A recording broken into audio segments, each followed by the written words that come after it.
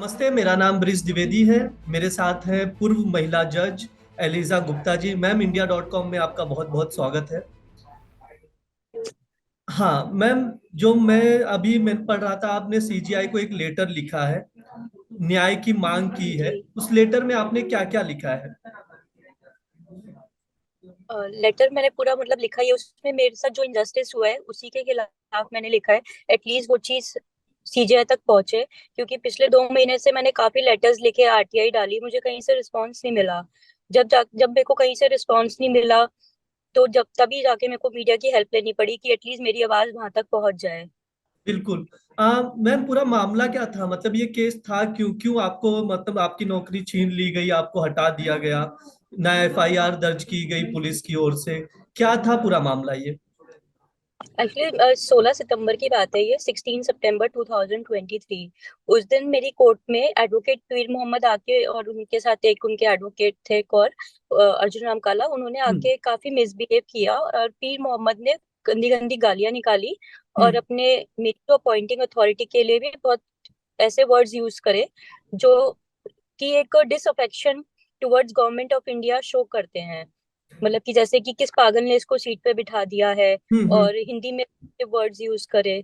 तो जिसकी वजह से मेरे को वहां पे पुलिस बुलानी पड़ी। तो वो जो हम्म। एडवोकेट था, एडवोकेट पीर मोहम्मद, उनके जो जज, हाईकोर्ट जज हैं, फरजद अली खान, हम्म। फरजद अली, ऑनरेबल फरजद अली हैं।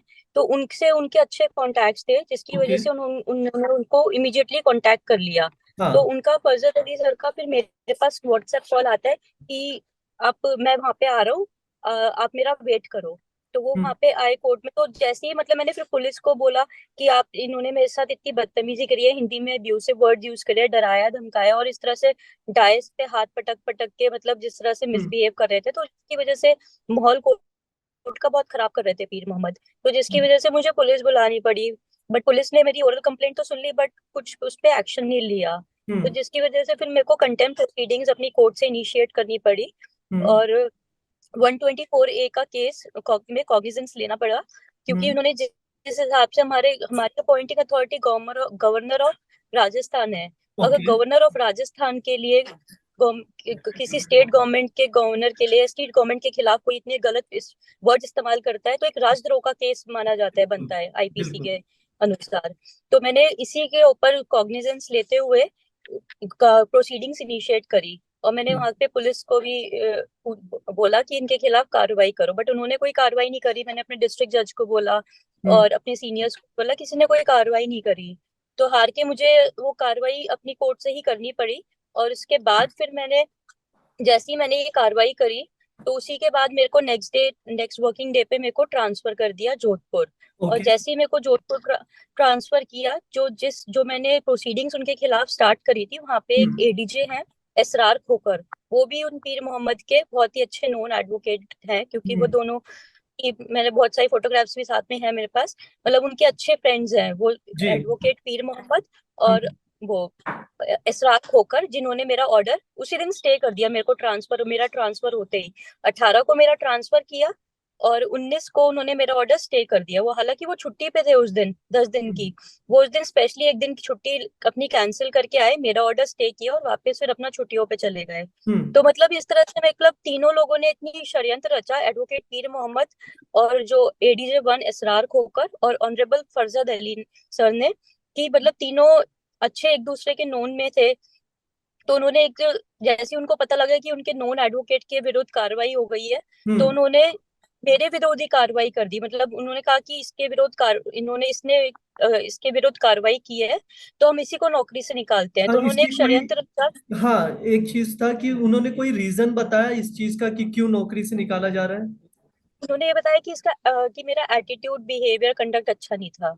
अच्छा। ओके। और इसके लिए मेरे को कभी भी 3 साल की सर्विस में कोई कभी शो कॉज नोटिस नहीं, कोई इंटीमेशन नहीं, कोई हम्म। कोई ऐसा कॉशन लेटर नहीं, वार्निंग लेटर, कभी भी ऐसा तक मेरे को इस, ऐसा कोई इशू नहीं हाँ, किया जिससे ऐसा रिलेटेड हो, जिससे ये आ रहा हो कि मेरा एटीट्यूड सही नहीं है। अगर ऐसा हाँ। उनको 3 साल में कभी भी लगा होगा कि मेरा एटीट्यूड, बिहेवियर, कंडक्ट अच्छा नहीं है, या परफॉर्मेंस अच्छी नहीं है, हम्म। तो उनको उस चीज के लिए कभी तो मेरे को एक शो कॉज नोटिस, एक वार्निंग लेटर, कॉशन लेटर, कुछ तो इशू करना चाहिए था उससे बिल्कुल। रिलेटेड। बट बिल्कुल। उन्होंने मेरे को वो चीज कभी नहीं दी। और मेरे को मतलब इस प्रिटेक्स्ट पे उन्होंने जोधपुर ट्रांसफर किया रातों रात। कि मतलब आपको नई पोस्टिंग देंगे। तो मतलब मेरे को इतना धोखे में मिसगाइड करते हुए रखा कि आपको जोधपुर भेज रहे हैं और आपका नई पोस्टिंग देंगे, बट उन्होंने नई पोस्टिंग ना देके सीधा डिस्चार्ज ऑर्डर रात को कोर्ट में बुला के मेरे को दे दिया। मतलब और जब मेरे को ट्रांसफर भी किया, मेरे को ये रात के रात के ग्यारह 12 बजे की बात है क्या? रात के 12 बजे ये चीजें हुई? 11:55 पे उन्होंने 11:55? ग्यारह पचपन पे उन्होंने मेरे से चार्ज टेक ओवर किया। हाँ। जैसे ही उनको पता लगा कि उनके विरुद्ध कार्रवाई हो गई है, तो मेरा रातों रात हाई कोर्ट के ऊपर उनका इतना इन्फ्लुएंस था, उन्होंने हम्म। मेरा ट्रांसफर करा दिया रातों रात ही, नेक्स्ट हाँ। वर्किंग डे के, क्योंकि ये एक घटना चीज। है सैटरडे की। हाँ, ये चीज आता कि और मतलब नेक्स्ट जो आपने ये दो एडवोकेट के ऊपर उत्पीड़न का आरोप लगाया, इसके अलावा क्या जी, जज भी इसमें इन्वॉल्व थे या नहीं थे? नहीं, इस चीज में इस वाले मैटर में नहीं थे, बट इस वाले मैटर में इसलिए इन्वॉल्व थे। जो जज मैं बता रही हूँ आपको, एक तो एडवोकेट पीर मोहम्मद था, और इनके जो नोन थे, जो एडीजे मैं बता रही हूँ जिनने मेरा ऑर्डर स्टे किया इसरार खोकर, हाँ। और ऑनरेबल फरजद अली। मतलब जो हाँ। इंसान जिस जिस इंसान के विरुद्ध राजद्रोह का केस की प्रोसीडिंग्स चल रही है, उसी राजद्रोही के विरुद्ध उन्होंने मतलब कि उसी का साथ दिया, एडीजे वन ने भी और एसरार खोकर ने, और ऑनरेबल फरजद अली सर ने भी उनका साथ दिया, और अच्छा। मेरी नेगेटिव रिपोर्ट तैयार करी और मेरे को ही नौकरी से निकाल दिया। तो अभी तक कोई भी मतलब पुलिस के साइड से भी कोई भी एक्शन अब तक नहीं लिया गया है? पुलिस की तरफ से कोई एक्शन नहीं लिया गया। मैंने बहुत लेटर्स लिखे, रिटर्न में भी दिया, पुलिस स्टेशन जाके भी कंप्लेंट दी, फोन भी किया। मतलब जितना मेरी तरफ से पॉसिबल हो सकता था मैंने बहुत सारी आरटीआई भी लगाई, हम्म। और चीफ जस्टिस सर को भी लेटर भी लिखे, बहुत सारे लॉ मिनिस्ट्री में भी लेटर्स लिखे। जब मेरे को कहीं से भी कोई जवाब नहीं मिला इन 2 महीने में, तब जाके मेरे को मीडिया की हेल्प लेनी पड़ी अपनी आवाज वहां तक पहुंचाने क्या के लिए। आरोपियों ने आपके साथ मतलब गाली गलौज ही किया या कुछ मारपीट जैसी भी चीजें हुई? उन्होंने गाली गलौज करी थी, उन्होंने मारपीट डाइस पे करी थी। अच्छा। जैसे कि जैसे डाइस होता है, तो डाइस पे हाथ मुक्का मार मार के कि मैं आपको समझती क्या है, जो करना है कर ले, हम तुझे देख हाँ। हाँ। लेंगे। हाँ। और फिर गंदी गंदी गालियां बोलना, तो इस तरह से उन्होंने बिहेवियर था, जिसकी वजह से एक डर वाला माहौल क्रिएट हो गया था, तो पुलिस की हेल्प लेनी पड़ती है इससे ऐसी। पहले भी कभी उसने मिसबिहेव किया ये एडवोकेट ने, या ये पहली बार हुआ ऐसा कुछ? उस वाले जो एडवोकेट चंद्रशेखर हाँ। है, एडवोकेट चंद्रशेखर और कालू राम, ये हाँ। नवंबर की बात है, 6 या 7 नवंबर के आसपास की। वो पिछले साल 2022 में वो ठीक है। मेरे चैम्बर में बिना बोले घुस आए थे, और उन्होंने हम्म। मेरे साथ मिसबिहेव किया था और डराया भी था।